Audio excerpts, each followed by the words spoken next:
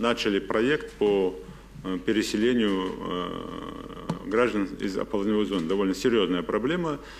И мы сейчас строим, опять же подчеркиваю, нам помешала более чем серьезная погода. У нас 3 месяца шли просто дожди, и мы не могли земляные работы делать. Но мы сейчас догоняем это направление. Строим более 800 квартир для жителей оползневой зоны. И я думаю, что ко Дню Республики в 2013 году мы людей туда заселим.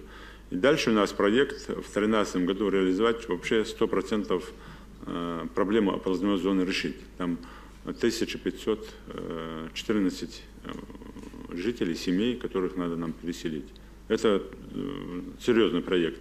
Второй проект. В этом году мы начинаем строительство жилья. Выделено 700 миллионов рублей на обустройство вынужденных переселенцев из Чеченской Республики.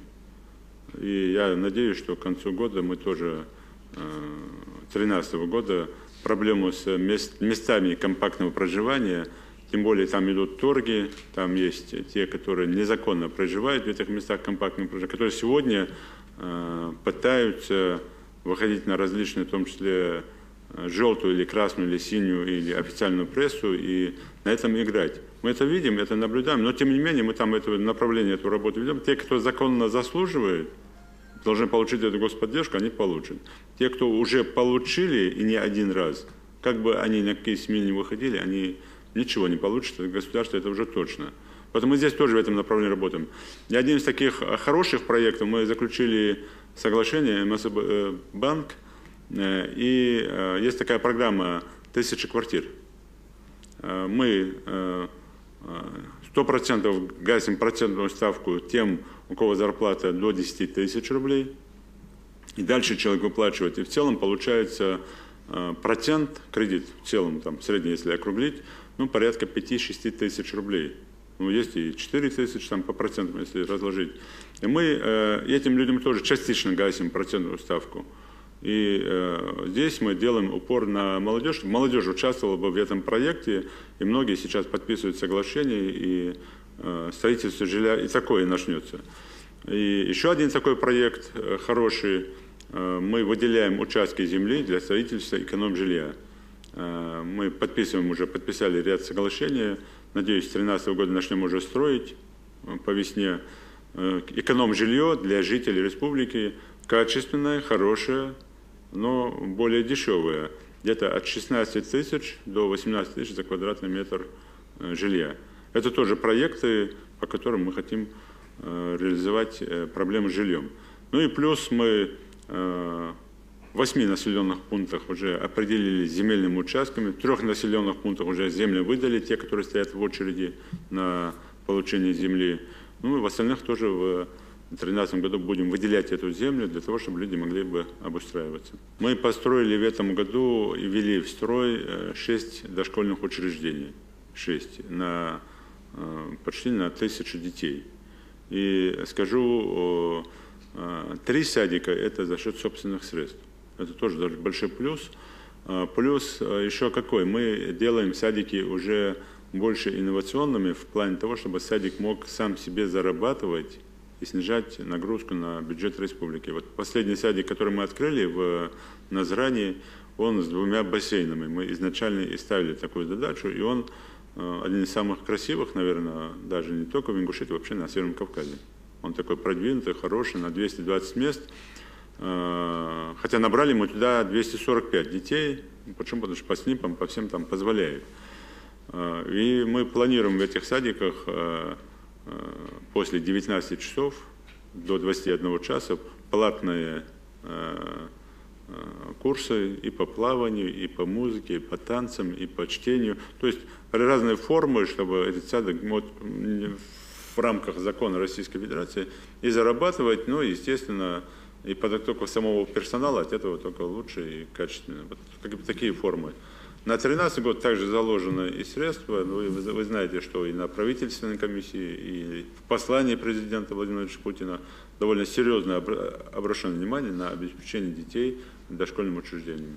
У нас, да, самая наверное, плачевная ситуация с учетом и рождаемости всего на Северном Кавказе. Ну и исторически, что мы довольно серьезно отстаем от регионов России в рамках и социального обеспечения объектов и других направлений. Поэтому было принято решение о федеральной целевой программе социально-экономического развития Республики Ингушетия, хоть каким-то образом приблизиться к другим регионам по всем этим направлениям. Мы одни из первых в стране, которые довольно существенно снижаем проблему для инвесторов. Я вам скажу, что буквально мы всем землю выделяем бесплатно, но на определенных жестких условиях, что они задачи там выполнить более чем серьезной социальной нагрузкой. Да, мы можем, конечно, добиться, продать землю, там, лакомый кусок там, на Зране там, или в Магасе, положить в бюджет там, 1 миллион или 1,5 миллиона долларов там, с гектара земли, к примеру я говорю, но при этом, опять же, не выполнить главную задачу. Почему? Потому что этот инвестор, у него на начальном этапе уже нет средств для того, чтобы начинать работать. Он потом только начинает уже нарабатывать, и, как говорят, аппетит приходит во время еды, он потом начинает и за кредитами сам уже бегать, когда у него что-то получается. Зная это, мы им отдаем землю бесплатно, но он или группа лиц, они несут социальную ответственность для того, чтобы там построить садик, школу. Например, выделяя землю в Магасе, я им определяю, например, общественные места, где они должны делать, в том числе у нас, наверное, так же, как у любого народа, есть определенно в городских условиях, у нас есть обычаи и похороны, и свадьбы, мероприятия проводить в довольно своих традиционных направлениях. Да? И там, где есть квартирные дома, мы требуем, чтобы там стояли определенные и ритуальные дома, в том числе за счет вот этих подрядчиков, которые строят, и там же, чтобы стояли дома, где можно и свадьбы, и другие увеселительные мероприятия проводить. Чем в квартире, то на улице или там, когда... А у нас принято, что большое количество гостей приходит. Да? Даже вот эти вещи мы учитываем. И там же мы определяем, например, в Магасе мы определили строительство набережной. Например, бюджету республики это была бы колоссальная нагрузка, но они все согласились, что совместно они будут делать всю набережную. Это то, что я им бесплатно дал землю. То есть такие формы, они и другие формы тоже есть. Они позволяют инвестору серьезно заходить. И сегодня, если у нас частные инвестиции наших земляков в республике, если в прошлом году было 2 миллиарда 600, то в этом году почти уже 5 миллиардов рублей. Вот эти частные инвестиции. А если смотреть по госгарантиям, мы выходим за 15 миллиардов.